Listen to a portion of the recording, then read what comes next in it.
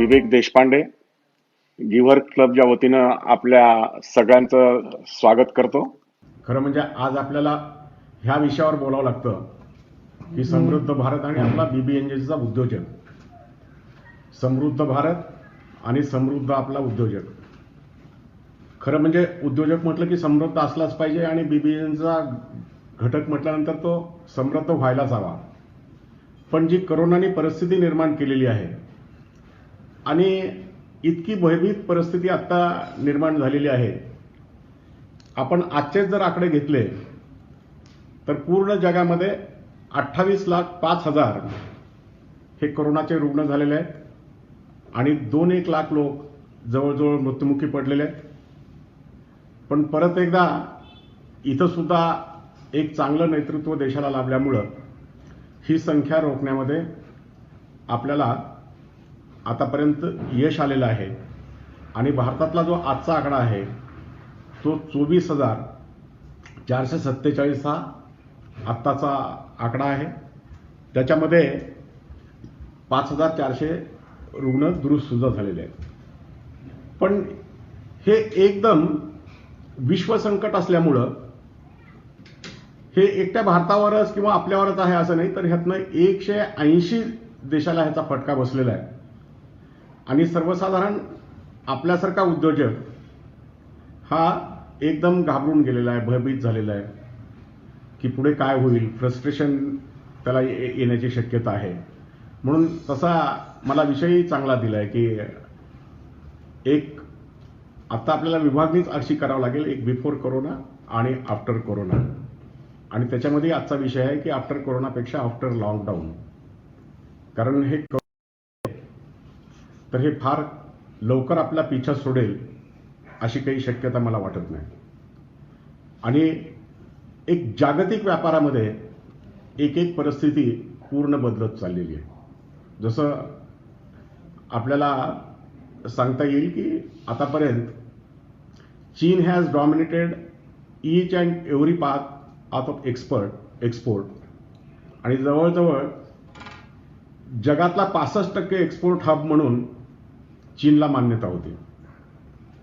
पण आता जगामध्ये अशी परिस्थिती झालेली आहे, सोशल डिस्टन्सिंग सोबतच चायनासोबत इतर देश आता इकॉनॉमिकल डिस्टन्सिंग सुद्धा मेंटेन करण्याच्या मनस्थितीत आहेत.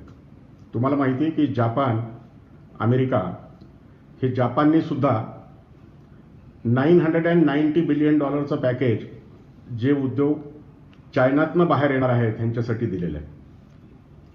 अमेरिका सुद्धा त्याच धर्तीवर मोठं पॅकेज उद्योजकांना देतंय. इंटरनल सुद्धा खूप मोठे इन्सेंटिव्ह जवळजवळ $220 बिलियन पॅकेजेस हे जापान सरकारने उद्योजकांना दिलेले आहेत. आणि तशाच पद्धतीची अपेक्षा आपल्या उद्योजकाची असणं ही एका अर्थाने रास्त आहे. निश्चितच हा काळ अत्यंत कठीण आहे आणि हे इतकं मोठं जगावरचं संकट असल्यामुळं ह्याचे सर्व स्तरावर परिणाम आहेत. ह्याचे सामाजिक परिणाम आहेत, ह्याचे राजकीय परिणाम आहेत, ह्याचे उद्योग जगतावर परिणाम आहेत, म्हणजे सगळ्या करमणूक जगतावर परिणाम आहेत. आणि आता जर तुम्ही बघितलं तर गेले 45 दिवस उद्योगाचंच काय सर्वच एक गाडं त्याचं चाक हे रुतलेलं आहे आणि अर्थव्यवस्था एका अर्थाने थांबलेली आहे.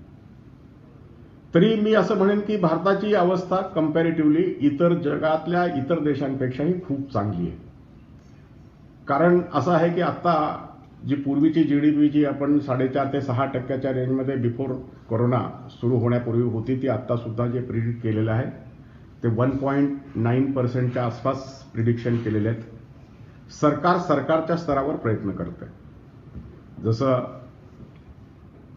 जे एक्झिस्टिंग वर्किंग कॅपिटल आहे त्याच्यामध्ये 20% वाढ करणं, जे काही इन्स्टॉलमेंट EMI आहेत त्याला एक्सटेन्शन देणं, नवीन हा CRR किंवा रिपो रेशोमध्ये बदल करून जवळजवळ 4.5 लाख कोटी रुपये हे आपल्या MSME सेक्टरला देता येईल अशी व्यवस्था सुद्धा सरकारने केलेली आहे. पण हे सगळं जरी होत असेल तरी आत्ता जी करण्याची गरज आहे ती आपल्या स्वतःला करण्याची गरज आहे. आपण स्वतः केलंच तर ह्या संकटातनं आपण तरू ह्या संकटातनं आपण वाचू. आणि मला अशी खात्री आहे की आपण जर असा निश्चय बाळगला की बाबा ह्या संकटातनं आपल्याला बाहेर यायचं आहे, तर आपण निश्चितपणे येऊ शकू, ह्याच्याविषयी माझ्या मनामध्ये शंका नाही. एक संस्कृतमध्ये सुभाषित आहे, उद्यमे नहि सिद्धंती कार्याणि हि मनोरथे नहि सुप्तस्य प्रविशन्ति मुख्यम बघा. जंगलामध्ये सिंह राजा असतो, तो पराक्रमी असतो, म्हणून कधीच कुठलं हरिण त्याच्या मुखात जाऊन पडलं आणि त्याला बसल्या ठिकाणी शिकार मिळाली असं कधीच होत नाही. नाही सुप्तस्य सिंहस्य, झोपलेल्या सिंहाला कधीच काही मिळण्याची शक्यता नसते. नाही सुप्तस्य सिंहस्य प्रविशन्ति मुखेम बघा. हरिण तिथं जाऊन होत नाही, तर त्याला शिकारच करावी लागते. आणि आत्ता मला असं वाटतं की ती वेळ आपल्यावर आता आलेली आहे आणि आता आपल्याला स्वतःचं भक्ष्य हे स्वतः शिकार करून मिळवण्याची आहे. काळ अत्यंत कठीण आहे. खरं म्हणजे मला एक माझ्या उद्योगातला एक प्रसंग आठवतो. 1988च्या आसपास, म्हणजे मी 84ला बोरवेलचा उद्योग सुरू केला, छोटा उद्योग सुरू केला. म्हणजे आता आपल्यापैकी बरेच उद्योजक त्या रेंजमध्ये असतील. म्हणजे हार्डली त्या काळामध्ये 20-25 लाखाचा माझा टर्नओव्हर असायचा.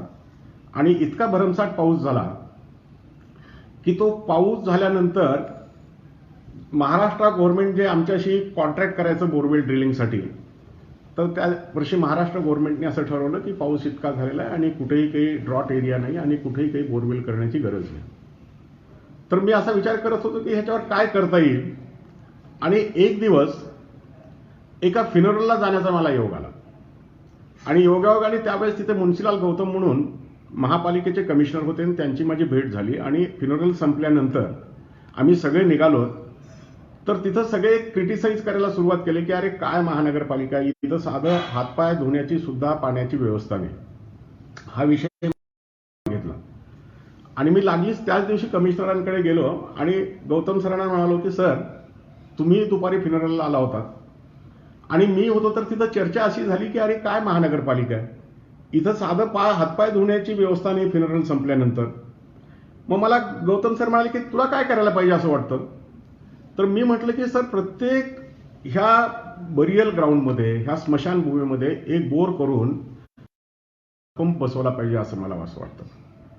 मग ते म्हटले त्यासाठी काय करावं लागेल. मी म्हटलं सर काहीच नाही, भूजल सर्वेक्षण विकास यंत्रणा ही महाराष्ट्र शासनाची ही अप्रूव्ड एजन्सी आहे. त्याच्यामुळं त्यांनी अप्रूव्ड केलेले रेट आणि त्यांनी अप्रूव्ह केलेली एजन्सी जर आपण घेतली तर आपल्याला त्वरित उद्यापासून काम सुरू करता येईल. तर ते मला म्हणाले की तू सर्वे कर किती स्मशानभूमी आहेत.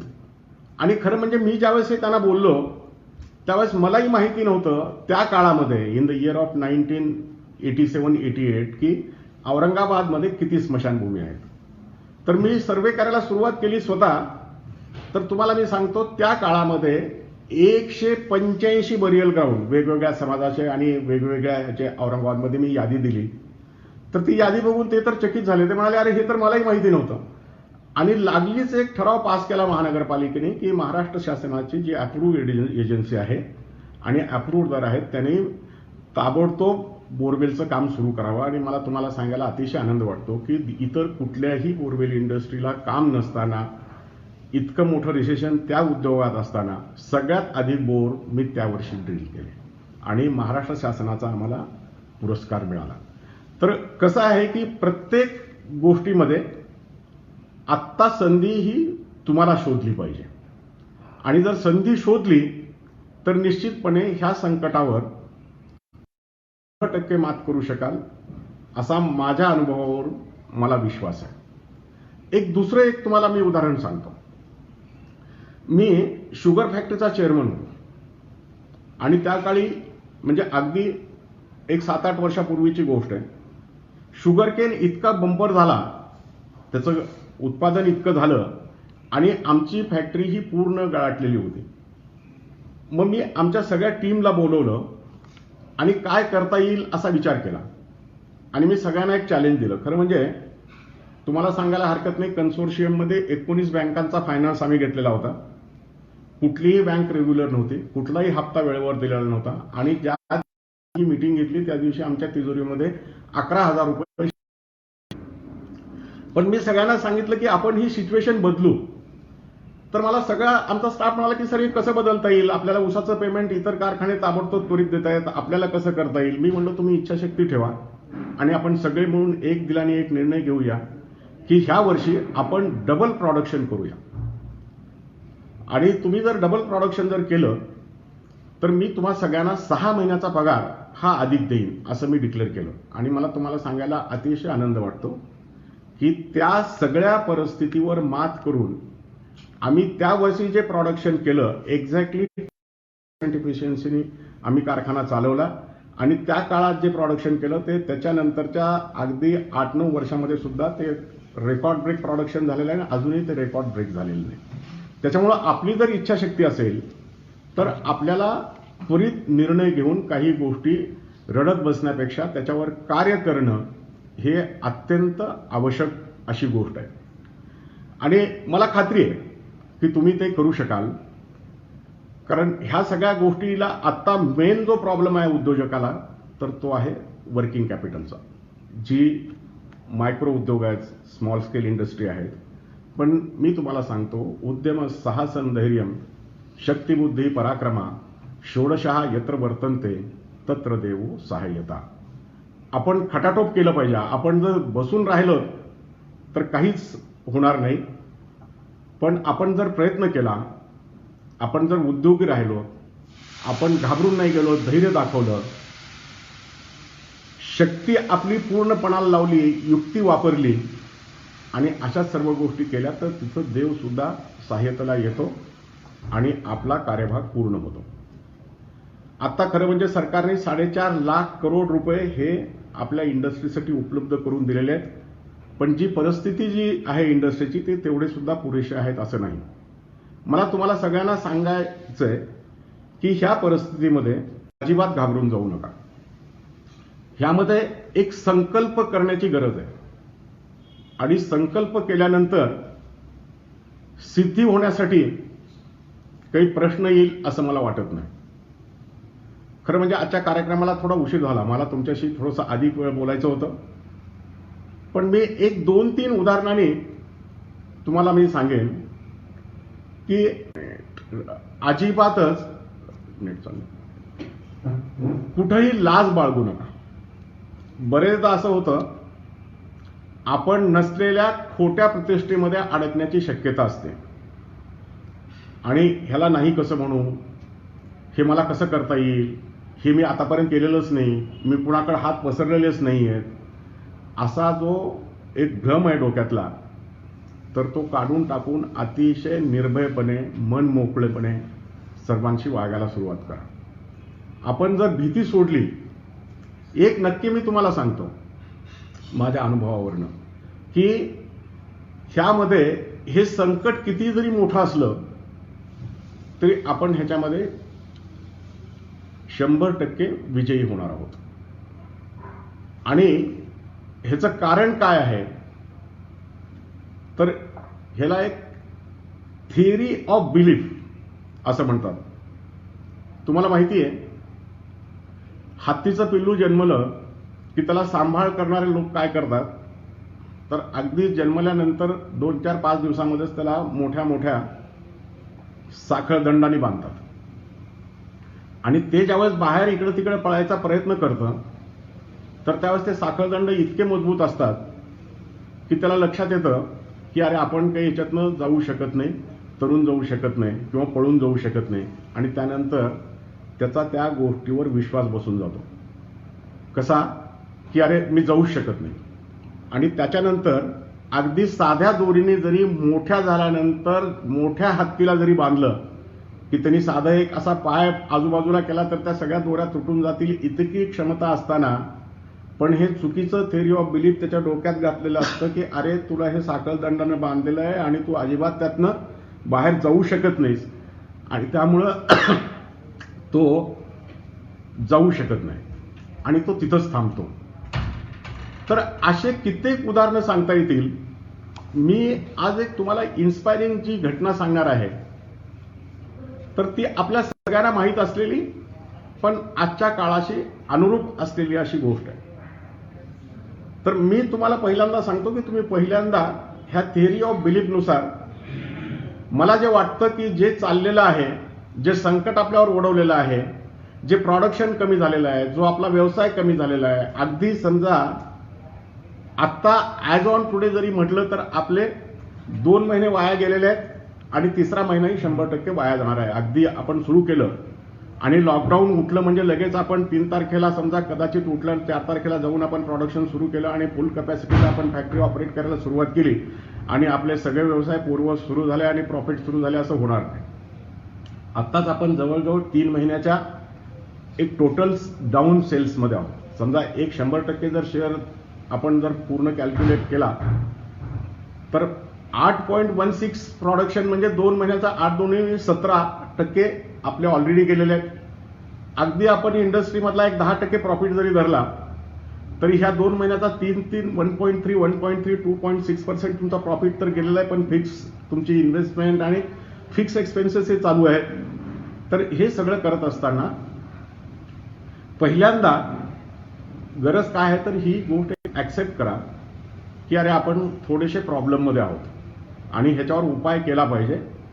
त्यामुळं बँकांना त्वरित इन्फॉर्म करणं, त्याच्यामध्ये काही रिस्ट्रक्चरिंग करून घेणं असेल तर ते करून घेणं, ॲडिशनल लोनची आवश्यकता आहे हे सांगणं. कुठलीही बँक तुम्हाला कितीही सरकारने आणि RBIने GR काढले तर बाबा रे तू अडचणीत आहेत आणि हे घे असं म्हणण्याची सुतमात्र शक्यता नाही. अगोदरच आपल्या घरी सुद्धा म्हणतात की रडल्याशिवाय दूध देत नाही म्हणून.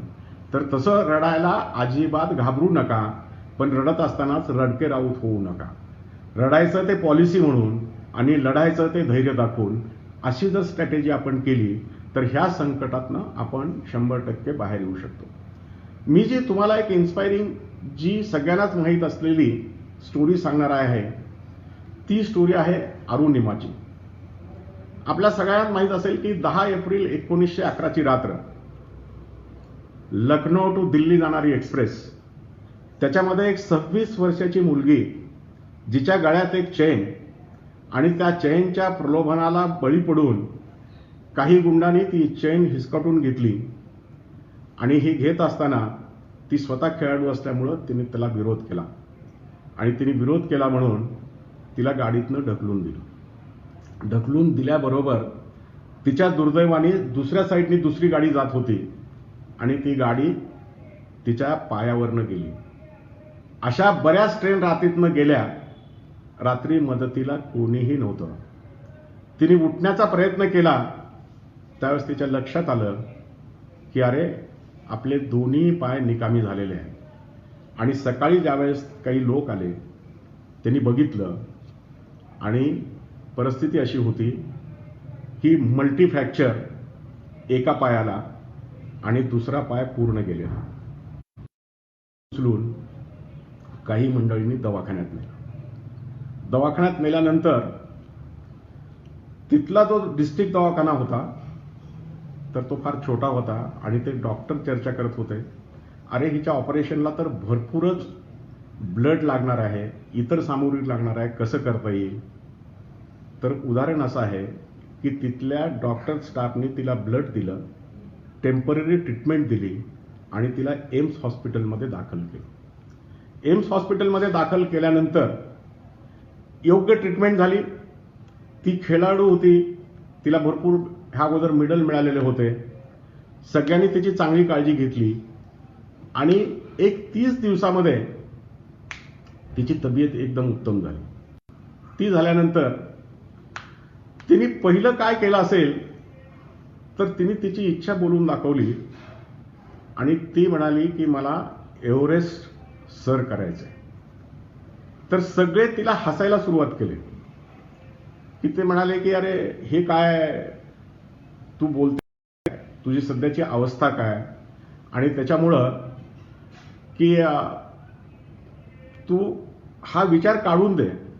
तर त्यावेळेस तिने सांगितलं, मी शरीराने विकलांग झालेले आहे, डोक्याने नाही, संकल्पाने नाही.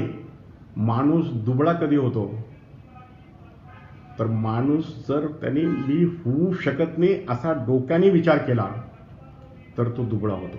तिची पुढची स्टोरी अशी आहे की 25 दिवसानंतर तिने ट्रीटमेंट घ्यायला सुरुवात केली. पेपरमध्ये बातम्या अशा आल्या की ॲक्च्युली त्यांनी सुसायडल अटेम्प्ट केला होता. आणि का केला होता, तर तिच्याजवळ तिकीट नव्हतं आणि ते तिकीट नाही ही लांछनास्पद गोष्ट जगाच्या समोर येईल म्हणून तिने आत्महत्या करण्याचा प्रयत्न केला, अशी बातमी पेपरमध्ये आली. बरेचदा चांगलं काम करत असताना दुसऱ्यांना माहिती नसल्यामुळं ते आपली निंदा करण्याची किंवा चुकीचं बोलण्याची आपल्याविषयी शक्यता असते. अशा गोष्टी दुर्लक्ष करण्याची क्षमता उद्योजक म्हणून तुम्ही वाढवली पाहिजे, तरच ह्या संकटाच्या काळामध्ये तुम्ही विजयी होऊ शकता. आपण कधीही डोक्याने हारता कामा नये. परिस्थिती बरी वाईट ही येत असते आणि तुम्हाला पुढे माहिती असेल की हा एक्सपिरियन्स वेळ असता तर मी अगदी ह्याच्यावरच मी 30-40 असतं. कारण ज्यावेळेस तिने प्रॅक्टिस करायला सुरुवात केली तर त्यावेळेस ती एक तर ती विकलांग झालेली होती, एक पाय पूर्ण निकामी झालेला होता, दुसऱ्या पायामध्ये मल्टीफ्रॅक्चर होतं आणि मदत करायला कोणीच असं तयार होत नव्हतं. समजा ह्याची जर प्रॅक्टिस करायची असेल तर किमान 40-50 लाख रुपये हे सगळी मोहीम पार करण्यासाठी लागतात आणि तिच्याकडे तर ती एका साध्या गरीब मध्यम कुटुंबातून आलेली होती. तिने जर असा विचार केला असता की अरे हे मी पैसे कुठून आणू, पण ती डोक्याने स्ट्रॉंग होती. बिलीफ, थिअरी ऑफ बिलीफ, तिचा विश्वास होता की नाही मी ह्यातनं वाचलेले आहे, इतक्या मोठ्या संकटातनं परमेश्वराने मला वाचवलंय, ह्याचा अर्थच असा आहे की माझ्या हातनं काहीतरी मोठं भव्य दिव्य कार्य होणार आहे. आणि त्याच्यावर विश्वास ठेवून ती पुढे पुढे जात राहिली. आणि ती ज्यावेळेस तिच्या कोचकडे गेली मच्छिंद्री म्हणून आणि तिने त्यावेळेस तिला संकल्प बोलून दाखवला की मला एव्हरेस्ट सर करण्याचा माझा संकल्प आहे, तर त्यावेळेस तिच्या टीचरनी सांगितलं की तू तुझ्या अंतरात्म्याने तर तुझं एव्हरेस्ट तू पार केलेलं आहेस आणि मला खात्री आहे की हे तुझ्या डोक्याने, हे तुझ्या विचाराने, हे तुझ्या निर्धाराने हे तू केलेलं असल्यामुळं हे जो शरीराचा तुझा विकलांगपणा आहे तो तू बाजूला सारून निश्चितपणे तू एव्हरेस्ट सर पार करशील. आणि तुम्हाला मी सांगतो की 11 एप्रिल 2011 ही घटना घडलेली, म्हणजे तिला हॉस्पिटलमध्ये ॲडमिट केलं होतं.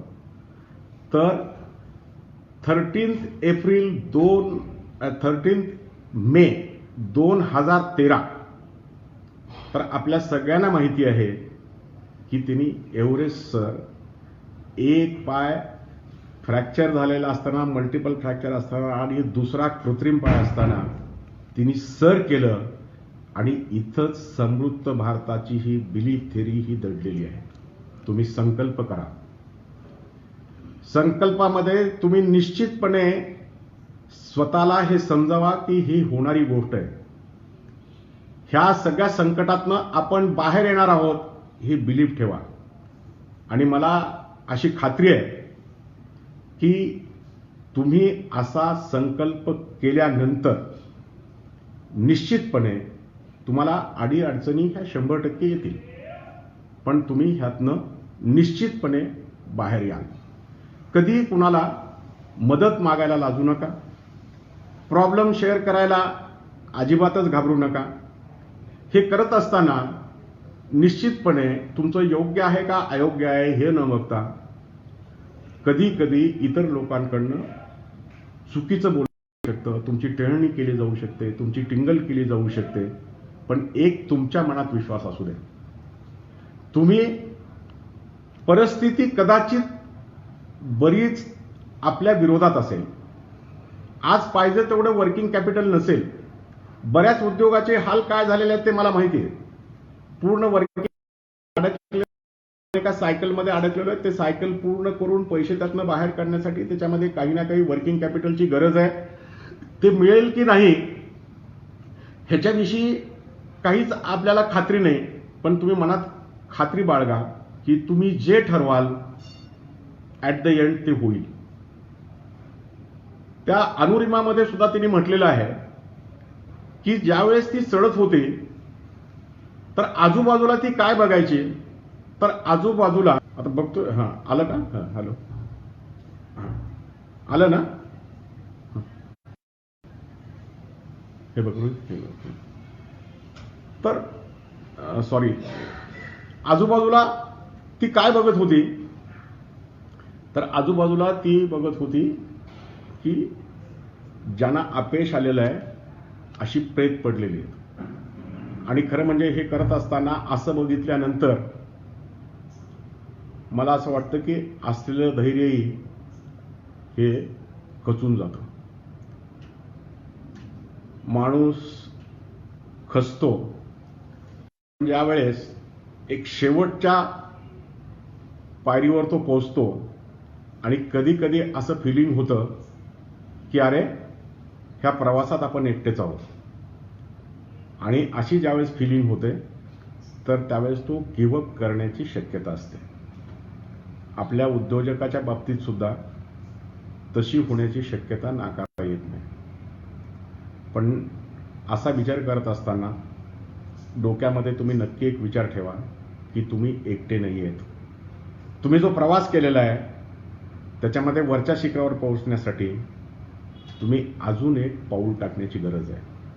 ते तुम्ही पाऊल टाकलं की विजय होणार आहे. आपण नक्की ह्या सगळ्या गोष्टी सर करणार आहोत. ह्या सगळ्या परिस्थितीतनं बाहेर जाणार आहोत. जी गरज आहे ती आपण निर्भय होण्याची. ह्या कुठल्याच गोष्टीला अजिबात घाबरून जाऊ नका. ही परिस्थिती कधी येत असते, आपल्यावरच आली असं नाही, जगामधल्या सगळ्या उद्योजकावर आलेली आहे. त्याच्यामुळे बाबा रे आता माझं सगळं संपलं आणि आता मला काय करावं लागेल असा विचार अजिबातच करू नका. इतिहासामधले अशी कित्येक दाखले आहेत ऑफ बिलीफ. आपण हे करू शकतो, ह्या बिलीफनी आपण ते करणारच आहोत. इथपर्यंत आपण जातो आणि ज्यावेळेस आपण करणारच आहोत असं आपण ज्यावेळेस विचार आपल्या बुद्धीने आपल्या डोक्याने करतो तर त्यावेळेस इतर पॅरामीटर्स सुद्धा त्याला त्या पद्धतीने सपोर्ट करत असतात. खरं म्हणजे उद्योगामध्ये प्रॉब्लेम नाहीत असा उद्योगच नाही. पण कुठल्याही गोष्टीला प्रॉब्लेम मानायचं नाही हे मी माझ्या अनुभवातने ही थिअरी मी थर्ड इंजिनिअरिंगला असताना शिकलो. ती त्यावेळेस जे शिकलो तो आजही माझ्या डोक्यात कायम आहे. मी थर्ड इंजिनिअरिंगला असताना मराठवाड्यामध्ये एकच इंजिनिअरिंग कॉलेज होतं, गव्हर्नमेंट इंजिनिअरिंग कॉलेज औरंगाबाद. आणि त्यामुळं शिकवणारे सरही तेच असायचे, पेपर काढणारे तेच असायचे, पास करणारे तेच असायचे, नापास करणारे तेच असायचे. आणि कुठल्याही सरांना उलटं बोलण्याची एकाही विद्यार्थ्याची प्राज्ञा नव्हती. एक दिवस असं झालं, आमच्या बाजूलाच फायनल इंजिनिअरिंगचा क्लास होता आणि आम्ही थर्ड इंजिनिअरिंगला असल्यामुळं बाजूलाच वर्गामध्ये त्यांचे सर नाही आले आणि एक मोठा गोंधळ सुरू झाला. गोंधळ सुरू झाल्यानंतर एकदम बरीच हुशार मंडळी उठली. मी तेवढा हुशार कधीच नव्हतो आणि दररोज कॉलेजला जाणं मला कधीच आवडत नसे, पण जाणं आवश्यक होतं म्हणून जात असायचं. आणि ज्यावेळेस सगळी मंडळी उठली आणि सरांना विनंती करायला सुरुवात केली की सर आम्ही जाऊन तो आवाज थांबवू का, तर ती देशपांडे सर होते. मॅथमॅटिक्सचा पिरियड होता, मला अजूनही आठवतं. मला इतर दिवशी कधीच काही समजलं नाही, पण त्या दिवशी शिकवलेलं माझ्या लक्षात होतं. सर थोडंसं थांबले, तो गोंधळ चालूच होता, थोडासा आवाज वाढलाही होता. आवाज वाढत वाढत गेला आणि परत आमच्यातली काही हुशार मंडळी उठली आणि त्यांनी सरांना विचारलं की सर जाऊन हा मी आवाज थांबवू का. परत एकदा देशपांडे सर म्हणाले की तुम्ही हा आवाज अजिबात थांबवू नका, होऊ द्या, तो गोंधळ होऊ द्या. आणि एकदमच 1-1.5 मिनिटामध्ये सर असं उठले आणि तो मोठा असा जो ओठा असायचा ब्लॅकबोर्ड, अजूनही तो आहे कॉलेजच्या त्या रूममध्ये, आणि त्यांनी असा एक चॉक होता, तो चॉकपीस असा कट केला आणि त्या टेबलवर असे हे वाजवलं, गाईज असं म्हटल्याबरोबर बाजूचा गोंधळ चालूच होता, पण आमचा वर्ग मात्र शांत झाला. सर म्हणाले बाजूचा गोंधळ चालूच राहणार आहे, तुमची अडचण काय. तर बाजूला आवाज येतो, नॉईस येतो. देशपांडे सरांनी सांगितलं की आता मी काय सांगतोय ह्याच्याकडे शांतपणे लक्ष द्या. ते म्हणाले की तो आवाज बंद करणं किंवा तो आवाज थांबवणं हे तुमच्या किंवा माझ्या अखत्यारीतली गोष्ट नाही. आपण ठरवलं तरी ती आपल्या कॅपॅसिटीतली गोष्ट नाही. तर तो गोंधळ चालू द्या. You get accustom with the noise and guys pay attention on the board and try to understand what I am teaching. तसं म्हटल्यानंतर त्या अगोदर माझं इतकं कॉन्सन्ट्रेशन कधीच झालं नव्हतं, पण त्या क्षणी माझं स्वतःचं सुद्धा कॉन्सन्ट्रेशन झालं आणि सरांनी जे शिकवलं त्या दिवशीचा पिरियड, त्या दिवशीचा जो काही गणिताचा तास, तो तर मला समजलाच, पण आयुष्यातलं एक फार मोठं तत्वज्ञानही मला त्याच दिवशी समजलं. आणि ते समजल्यामुळं मला कधीच त्या गोष्टीचा त्रास होत नाही. जगामध्ये, देशामध्ये, महाराष्ट्रामध्ये, घरामध्ये अशा बऱ्याच गोष्टी असतात की ज्या तुम्ही परमनंटली दुरुस्त करू शकत नाही. तुम्ही कितीही ठरवलं तर त्याच्यामध्ये तुमच्या त्या आवाक्याच्या बाहेरच्या असतात. असं असताना काय करायचं असतं तर त्या सोबत घ्यायच्या असतात, त्याच्याशी अकस्टम व्हायचं असतं आणि अटेन्शन आपल्याला जे करायचं आहे त्याच्याकडे द्यायचं असतं. त्याच्यामुळं हे डोक्यातला भ्रम काढून टाका की कदाचित हा कोरोना संपेल मलाही माहीत नाही, पण एक नक्की आहे, हे व्यवहार आपले लवकरच सुरळीत होतील.